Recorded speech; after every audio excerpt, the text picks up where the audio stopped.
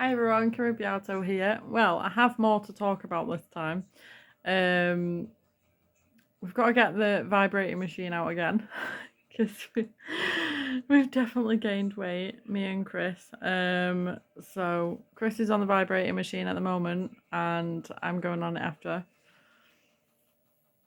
At least I'm not dying and still 6 stone. I'm just, overweight somehow. I don't look fat though, so I think half of it's muscle mass. And Chris doesn't look what his weight says, so I guess it's the same for him. Also, there was something else I wanted to talk about. I was like looking at like all ages, like my age, my kid's age, my sister's age, everyone I know age and dates and all that stuff. I was like, whoa. This morning, can't believe I'm nearly 30. I'm 28. Nearly 29. I'll be 29 in September. And I've never been married. And I'm still not married. And I've been engaged twice. Yeah. It's mental. That's another thing I have in common with Bridget Jones. The fact I'm not married yet. It was definitely my choice though, because I was the one that stopped the first one from happening.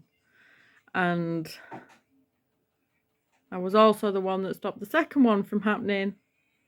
So, yeah. I'm 11 stone, 8 pounds, I think. So I've got like 1 stone to lose, which isn't that bad. Yeah. I'm meant to be around 10 stone. I'll just wait until I'm 10 stone on the dot, and then it should be fine.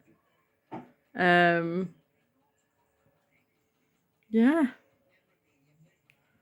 I told you I was a big eater when I'm myself.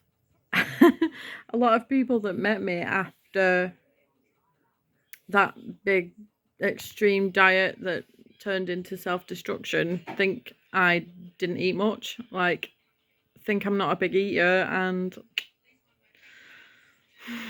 why do you think I went on the diet?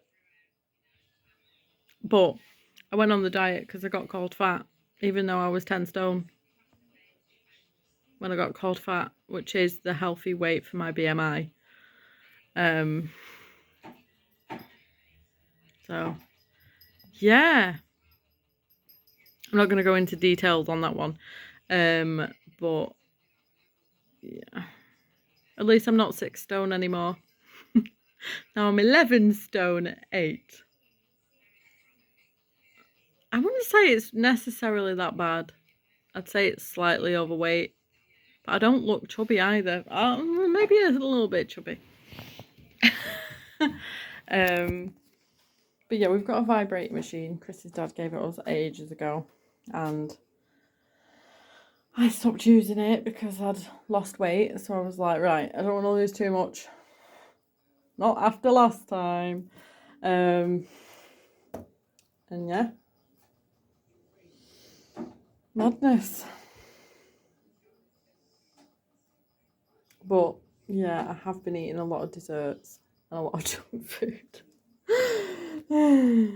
But I'm not on anything bad, so apart from the e-cig, so it can't be that bad.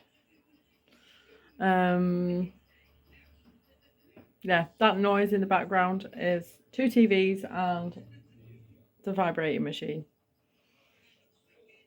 So, yeah. Yeah, I think when I get in a relationship, I tend to get caught up in it, kind of thing, and I get a little bit lazy. Unless I have to walk. and stuff like that. I'm more of a walk solo kind of person. And obviously I'm not going to be walking solo if I'm in a relationship. So, yeah. And when I walk with Chris, I'm like a mile ahead. I'm always like a mile ahead because I walk like really fast and I get bored. I always have to have a destination when I walk anywhere because it's boring for me otherwise. And that's another reason why I don't walk when I'm in a relationship. There's no destination other than home. I'm not in a relationship anymore, but that's what I'm talking about, like when I was with Chris kind of thing. Yeah.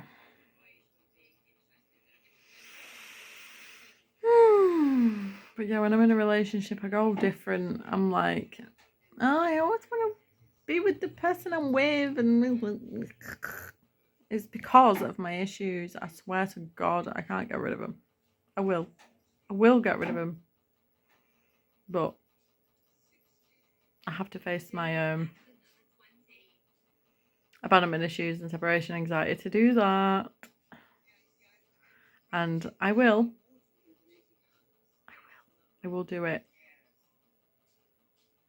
It's horrible because, like, when you're facing it, you can have panic attacks and stuff like that. It's like, oh my God. So, one step at a time, and I'll do it. Because you can get it even if you're not in a relationship, separation anxiety and abandonment issues. It just matters. It just depends basically on who you're connected to. Like, not like, you know, that type of connection, but like attachment. If you're attached to someone, you'll have a panic attack. Yeah. And plenty more where that came from. So I've got them to face. I can do it while, because I live with Chris, so it'll still work the same. I'm not as bad though as I was, I don't think. But I can't be certain on that one. Like, I can go out by myself and stuff. It's just I do still panic. Because I'm used to having him around all the time, and I'm used to being around the kids all the time and stuff like that. But yeah. And that is what's going on at the moment. Because we got some scales, we checked our weight, and was like, whoa, my scales are cheeky. And Chris checked his, and we're both overweight, so the vibrating machine has come out again. At least I don't look fat. That's all I can say. Yeah. Because I do look at myself in the mirror and I'm like, I'm not that fat.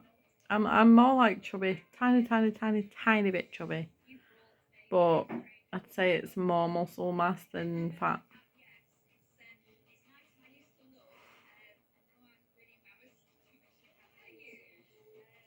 But the weight is still big for my height.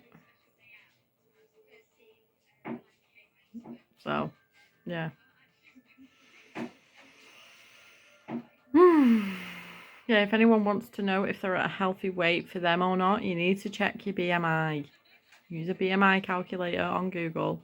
It'll ask for your height, it'll ask for your sex, it'll ask for your weight. And you've just got to answer all them, and it'll tell you if you're at a good weight for you or not, and it'll also tell you which weight you're meant to be. And it's not like a small like number or amount, it's like loads. There's like a big green line for a healthy weight, and obviously you've got you know, underweight and overweight, and dangerously underweight and dangerously overweight as well, either side of that green line. So it's a green line and the bit of yellow, like borderline, and then you've got the red. So look for that if you want to know whether you're a healthy weight or not, and look for what weight you're meant to be for your sex and height. And also remember that muscle is heavier than fat. So if you don't look fat and you look muscly, it's your muscle that's putting on the weight. So it's kind of a healthy weight. But you should still not be too muscly for your height. That's the best way I can explain it. Anyway, thanks for watching. Stay tuned and toodaloo, mofos.